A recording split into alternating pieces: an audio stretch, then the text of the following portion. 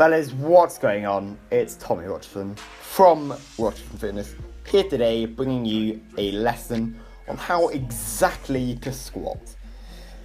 So there are basically three areas you need to focus on when doing the most important leg exercise there is. And there are also lots of common errors and misconceptions that I'm going to clear up for you guys.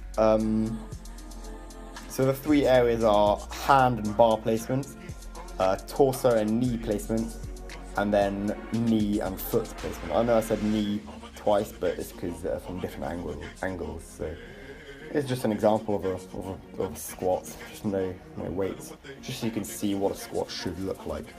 Notice how deep I'm going, and that's depth, basically, because a lot of people don't go to depth. They need to realise you need to go to depth.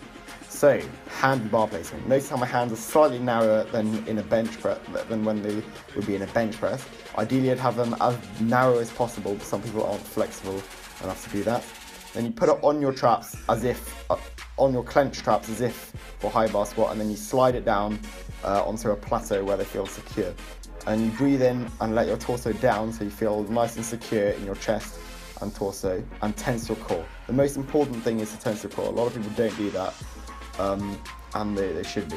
So that's hand and bar placement. Next thing, torso and knee. So there are basically two opposite forces. That's making your torso lean forward and your knees stay in the perfect position, and that making your torso stay in the perfect position but your knees too far forward. So that's the first one. That's bad because your torso would basically buckle despite your knees being in perfect placement and it being very easy to reach depth. This is the other. Your torso would be by far strong enough, but you'd find it difficult to reach depth because your knees are so far forward and you have to go so much lower. So what you want to do is find a good balance between the two, like that.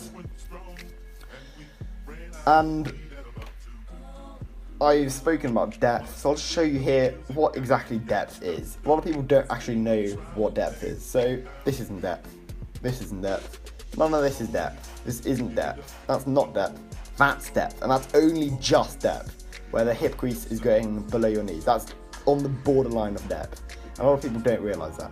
Next area is knee and feet placement. So you want to basically be pushing your knees out with your feet in a slightly outward pointing position, obviously with the feet slightly wider than shoulder width, but you don't want your knees being narrow like that just shown, because that'll muck up your knees, and you don't want them like that, because that'll just ruin your groin and things. So you want to be pushing them out, stretching out your groin and using all the muscles that are available in the legs, making it nice and compound.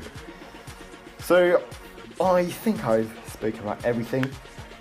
Here's just another example of a squat.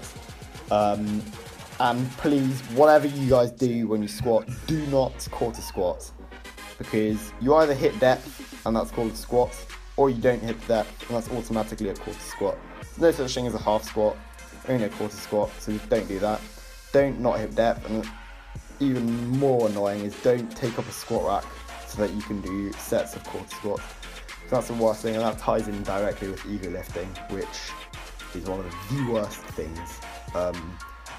So with that said, thank you very much for watching, and please stay tuned for the next video.